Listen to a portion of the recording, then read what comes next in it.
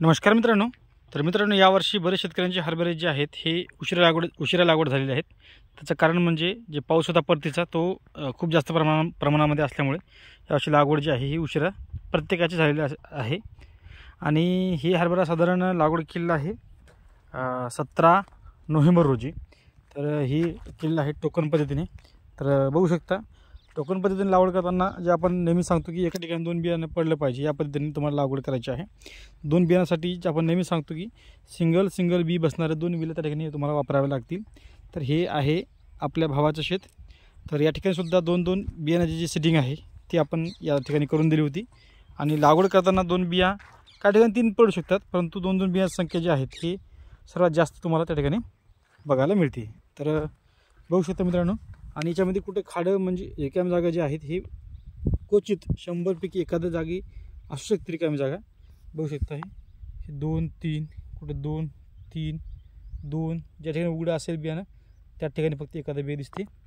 बाकी प्रत्येक ठिकाणी जे आहेत ही 2 2 2 2 2 दाणे जे आहेत हे या ठिकाणी आहेत. आणि ही व्हेरायटी आहे दप्तरी 21. ही बेड आहे 4 फुटाचा आणि 1.5 फूट बाय साधारण 2.5 फूट अशी याची लागवड टोकन पद्धतीने एकरी 20 किलो बियाणे या ठिकाणी लागलेले आहे. बीज प्रक्रियेमध्ये कस्टोडियाची बीज प्रक्रिया सीड ट्रीटमेंट याला केलेली आहे. आणि स्प्रिंकलरनं पाणी व्यवस्थापन जे आहे याला चालू आहे. खताच्या व्यवस्थापनामध्ये 20-20-0-13 या ठिकाणी याला घेतलेलं आहे एकरी 1 बॅग.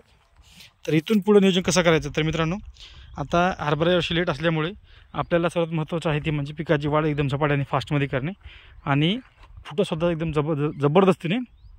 जबरदस्त ज्याला म्हणतो आपण, ही फुटंसुद्धा निघला पाहिजे अशी फवारणी आपल्याला घ्यायची आहे. आणि ती फवारणी साधारण आपल्याला 20 ते 25 दिवसाच्या दरम्यानमध्ये घ्यायची आहे. शक्यतो यावर्षी माझ्या म्हणण्यानुसार यावर्षी हरभऱ्याची शेंडा खुडणीची आहे. जर लाल चणा असेल तर हरभऱ्याची शेंडा खुडणी वगैरे करू नका, कारण की यावर्षी पहिलेच हरभरा लेट झालेला आहे. शेंडा खुडणी केला तर आणखी हरभरा लेट जाते. तर याच्यामध्ये आपल्याला एक जबरदस्त फवारणी जी आहे ही आपल्याला साधारण 20व्या दिवशी त्या ठिकाणी घ्यायची आहे, 20 ते 25 दिवसाच्या दरम्यानमध्ये. त्याच्यामध्ये सर्वात महत्त्वाचं आहे ते म्हणजे 28-28-00 हे वरखत आहे.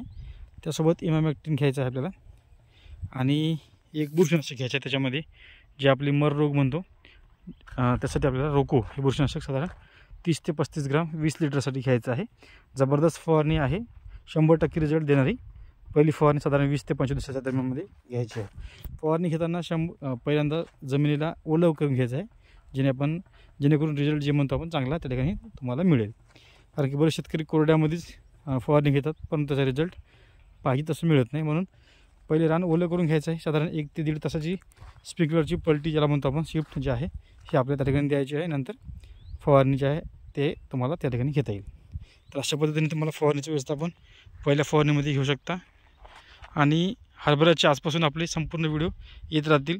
घरच्या शेतामध्ये आपण संपूर्ण मका टाकला, त्याच्यामुळे हरभऱ्याचे व्हिडिओ आपले थोडेसे कमी येतील, परंतु वेळोवेळी आपण हरभऱ्याची जी फवारण्याची माहिती आहे ती आपण तुम्हाला वेळोवेळी देत राहू. धन्यवाद.